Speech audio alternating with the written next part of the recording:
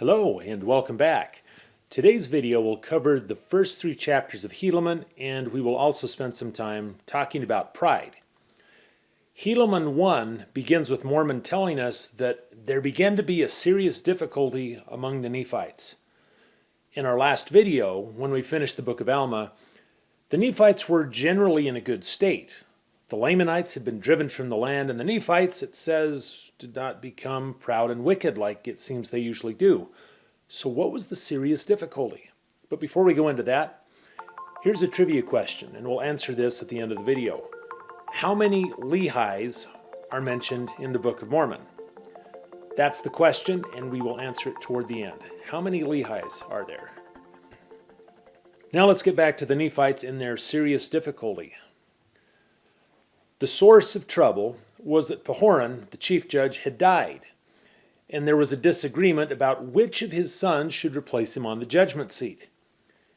Even though back in the book of Mosiah, King Mosiah replaced the monarchy with a system of judges so that, quote, every man should have an equal chance throughout all the land, when someone important died, the people generally appointed one of the important person's descendants to fill the vacancy. And the problem was that Pahoran had three sons who wanted to be the next chief judge. And you know how some families name all their kids names beginning with the same letter? Well, that's what Pahoran and his wife did. The three sons competing for the judgment seat were named Pahoran, Pacumeni, and Pianchi. The people held a vote, and Pahoran won. Pacumeni accepted the results of the election, but Pianchi did not. He was exceedingly wroth, it says, as were the people who wanted him to be in office. So, continuing, he was about to flatter away those people to rise up in rebellion against their brethren. And it came to pass, as he was about to do this, behold, he was taken and was tried according to the voice of the people, and condemned unto death, for he had raised up in rebellion and sought to destroy the liberty of the people. Not wanting Pianchi to be executed, his supporters sent an assassin to murder his brother Pahoran, the new chief judge. The name of the assassin was Kishkumen, and while wearing a disguise, he killed Pahoran as he sat on the throne, and then he fled so quickly that no one could catch him. And thus, with Pahoran's assassination, Nephites began to have secret combinations, which play an increasingly important role in the remainder of the Book of Mormon. With Pahoran assassinated, Pacumeni was appointed to be the next governor. We are told that Pacumeni's appointment was according to his right. Maybe it was his right because he was the runner-up in the election, or perhaps it was because he was the brother of the slain chief judge. The record doesn't tell us why it was his right, but immediately after the Nephites appointed Pacumeni as chief judge, they were invaded by a mighty army of Lamanites. Ammoron, the former Lamanite king who Teancum had assassinated toward the end of Alma, had been succeeded on his throne by his son Tubaloth.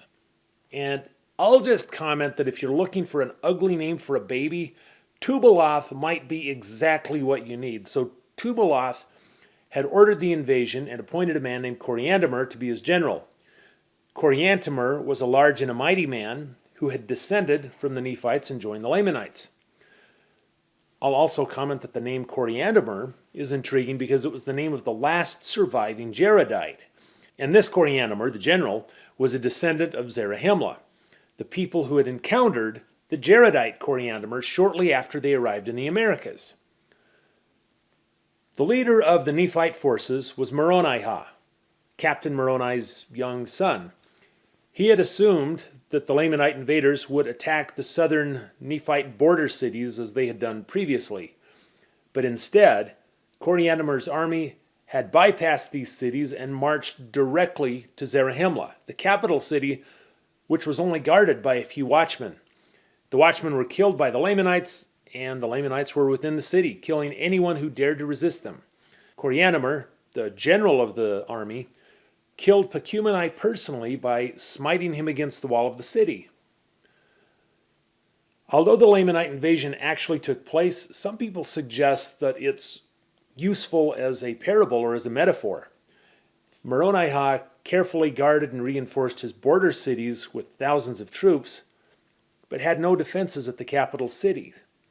Are any of us so focused on avoiding minor transgressions that we leave ourselves vulnerable to a major attack?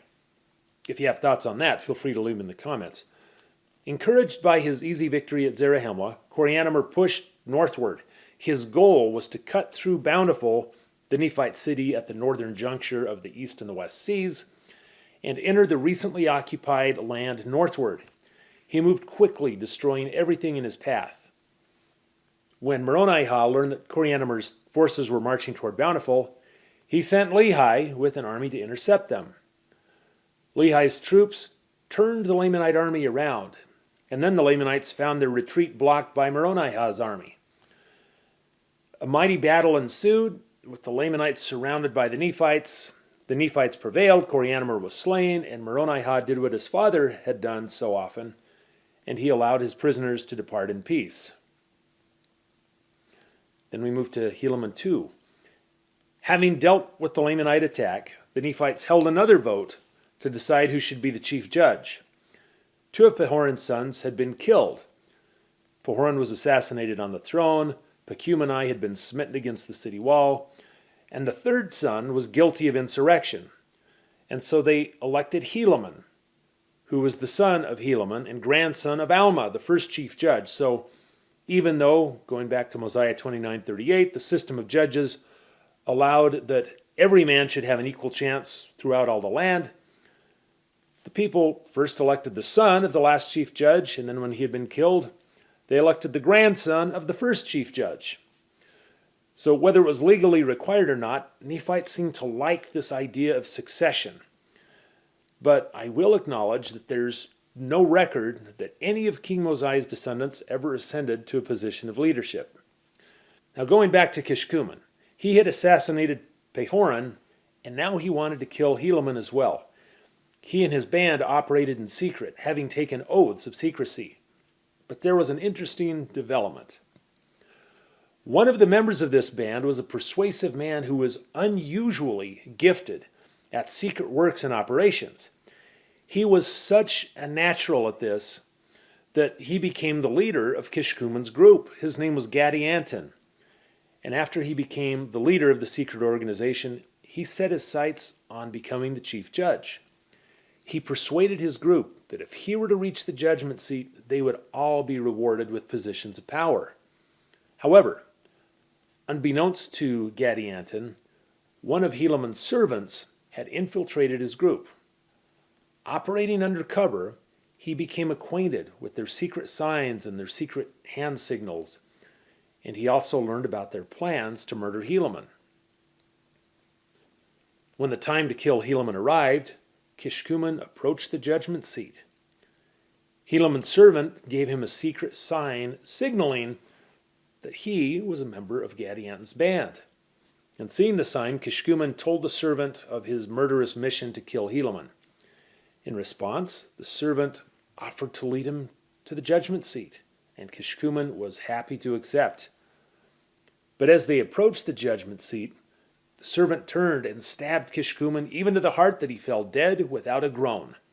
Then the servant ran to Helaman and revealed to him everything that had happened: his infiltration of Gadianton's group, the plot to overthrow the government, and Kishkumen's attempt to kill the chief judge.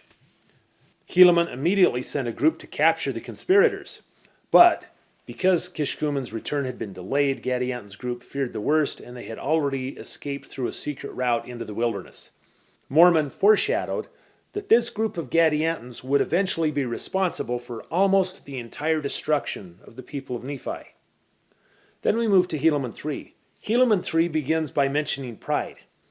Despite the first verse being simple, I didn't really understand what it was talking about. Here's the verse.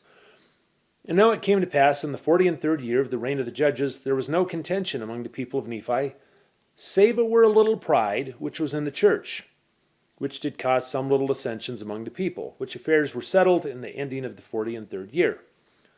A little pride. In reading that, I realized I didn't really understand what that verse was talking about. What did a little pride mean? How did that little pride manifest itself? And even more importantly, what would that type of pride look like in today's world? President Ezra Taft Benson, in his famous 1989 talk, said that pride was essentially competitive in nature. Does that mean that to avoid pride we shouldn't compete, or that we shouldn't assess abilities or compare ourselves to each other? Is it wrong to rank performance? Is it wrong to recognize a valedictorian? Is it wrong to have football rankings? Is it wrong to keep score? And what should you do if you discover that you are better or more gifted than someone else in some capacity, because you probably are? If you have two runners, one of them is going to be faster. If you have two stars, one of them is going to be brighter. If you have two people, one of them will be smarter. Such a realization is not only acceptable, it's doctrinal. In Abraham 3, we learn that even God recognizes differences in ability and intelligence. After learning about the hierarchy of the stars and his other celestial creations, Moses reported, "And the Lord said unto me, these two facts do exist, that there are two spirits, one being more intelligent than the other. There shall be another more intelligent than they. I am the Lord thy God, I am more intelligent than they all." Failure to recognize differences in abilities and talents can lead to unfair or misguided conclusions. I recently watched a short video that asked whether a person with a low IQ or a mental or physical disability could be realistically expected, as many suggest, to pull themselves up by their bootstraps. Not surprisingly, there's always a small segment of the population who struggles to find someone willing to hire them for a job. When Christ says in Matthew 26:11, "For ye have the poor always with you," maybe it's that group who is largely unemployable that he's talking about. In 28 AD, only 5 years before the Savior came to the Americas, the Nephites had just defeated the Gadianton robbers. Sorry for the spoiler. The people were united, righteous, and lived in continual peace. But within 5 years, they had become so proud and wicked that most of them were destroyed. We find their first step toward wickedness in 3 Nephi chapter 6, verse 12. "And the people began to be distinguished by ranks, according to their riches and their chances for learning. Some were ignorant because of their poverty, others did receive great learning because of their riches." There's a similar plummet from righteousness that happens after the Savior's visit in 4 Nephi. For nearly 200 years, the Nephites had continuous peace and prosperity. And then Nephite society suddenly collapsed into wickedness. How did it begin? Here's what it says. "And now, in this 201st year, there began to be among them those who were lifted up in pride, such as the wearing of costly apparel, and all manner of fine pearls, and of the fine things of the world. And from that time forth they did have their goods and their substance no more common among them. And they began to be divided into classes, and they began to build up churches unto themselves to get gain, and began to deny the true church of Christ." Prior to that, since the coming of the Savior, the Nephites had had all things in common among them for a couple hundred years. They shared everything. They were, as with the Zion people of Moses 7, of one heart and one mind, and dwelled in righteousness, and there was no poor among them. So what caused this inequality? What was wrong with the Nephites beginning to wear pearls and fine clothing? Had the pearls and fine clothing been stolen? No, they were worn by the people who had earned them. And even though it's hard to find anything wrong with that, that was the beginning of the end for the Nephites. How do we square that with the laborer being worthy of his hire from Luke 10:7? Or what about the notion that every man should eat and drink and enjoy the good of all his labor from Ecclesiastes 3:13? I'll leave those questions unanswered, although your comments are welcome. But it seems that perhaps in a Zion society, there's no expectation of a link between contribution and withdrawal. Also regarding pride, we should remember that pride is not the sole domain of the winners. As President Benson said, most of us consider pride to be a sin of those on the top, such as the rich and the learned looking down at the rest of us. There is, however, a far more common ailment among us, and that is pride from the bottom looking up. It is manifest in so many ways, such as fault-finding, gossiping, backbiting, murmuring, living beyond our means, envying, coveting, withholding gratitude and praise that might lift another, and being unforgiving and jealous. In Mosiah 27:4, King Mosiah had told his people that they should let no pride nor haughtiness disturb their peace, that every man should esteem his neighbor as himself, laboring with their own hands for their support. Haughtiness, which goes along with pride in Mosiah 27:4, is defined as blatantly and disdainfully proud, having or showing an attitude of superiority and contempt for people or things perceived to be inferior. As discussed a minute ago, people are different from one another. Some are smarter, more creative, harder workers, better investors. The trick, it seems, is to avoid contempt or thinking of other people as less deserving of God's material blessings because they have been less blessed with the ability to generate these blessings, or with the circumstances or disposition to retain them. As Jacob tells us in Jacob 2, think of your brethren like unto yourselves, and be familiar with all, and free with your substance, that they may be rich like unto you. But let's get back to Helaman. After the matter of a little pride was settled in the 43rd year, a few years passed in peace, but in the 46th year, contention and dissensions resurfaced. I'm not sure if this is related, but at that same time, an exceedingly great many left Zarahemla, both Nephites and converted Lamanites, and they went north past the narrow neck of land between the east and the west sea, and went into the land northward. And they did travel to an exceedingly great distance, insomuch that they came to large bodies of water and many rivers. Although it doesn't say so explicitly in this chapter, this northern land appears to have been where the Jaredites lived before their destruction. Trees were not very abundant, so the new inhabitants very quickly became masters of cement. They either lived in tents or in houses made of cement. Timber was shipped to them by those in Zarahemla to help with the construction of their cities. The exodus northward had been preceded by much contention, and Helaman, the chief judge, was able to restore peace within a few years. We also get introduced to Helaman's two sons, named Nephi and Lehi, who will play a very important role for several chapters.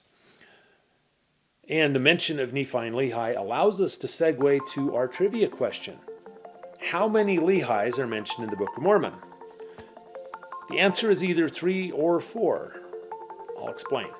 We have Father Lehi, who left Jerusalem in the book of 1 Nephi. We have the warrior Lehi, who played a major role in Alma, and also in today's video, he's the one who turned the Lamanite army around. Then, in the book of Helaman, we learned that Helaman named his two sons Nephi and Lehi, as we discussed a minute ago. So that's another Lehi, which gets us up to 3. And now I'm going to make it a little bit messy. If we turn to Alma 16:5, it says, "Therefore, he that had been appointed chief captain over the armies of the Nephites, and his name was Zoram, and he had two sons, Lehi and Ahah. So the chief captain of the Nephites had a son named Lehi who joined him in freeing some captured Nephites." Is that a 4th Lehi?